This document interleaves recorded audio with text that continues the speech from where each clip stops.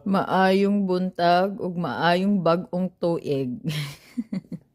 Time check, 6:49 a.m.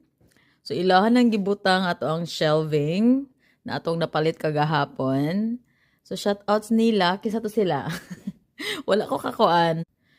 Kuan tawag ani wala ko ka bantay nga New Year naman di ay grabe akong tulog eh grabe kay kakapwa yung yaya. But anyway, I woke up so ay, super blessed. Anyway, you guys. So, muna na itong setup. Na-excite ko kay pag mata na ko ba na kuan na ang shelving lagi. Murag ila tong gitabangan ni dad kagabi kay nagpaabot sila pero I'm not sure kung nakapaabot gud sila og tawag New Year. But anyway, guys, mauna na ato ang Balikbayan box number 1.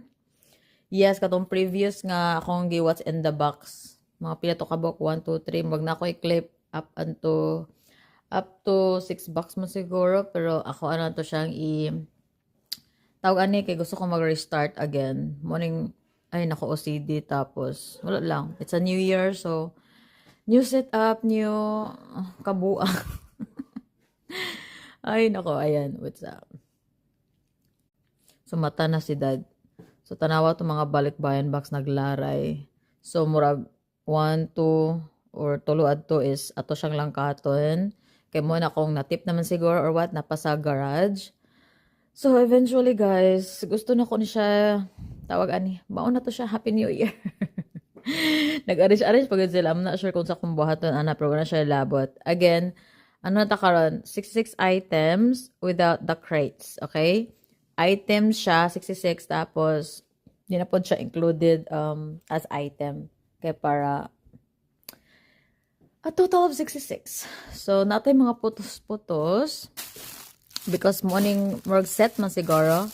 Tapos, some of the apparel is na siya yung mga tawag ani mga bling-bling bitaw. So, di na ko gusto makuan. So, anyway, muna to siya. Muna na itong PIF, Balikbayan Box number 1. And this coming Sunday na po ato ang first raffle date. So, abang-abang. Tapos, check lang po ang ito ang PIF page. Pain post kung nanay mong pangalan dito. Kung wala pa, din banat na dere. Kaya diri ako kakuha. Happy New Year! First day. 1 out of 365. Hala. Saon na lang. Yaya ka lang. So, balimbalik itong nauna ba? So, I guess I'm just gonna post this na lang. Hala, super updated ka ayaw. Chismosas and wakwaks and all.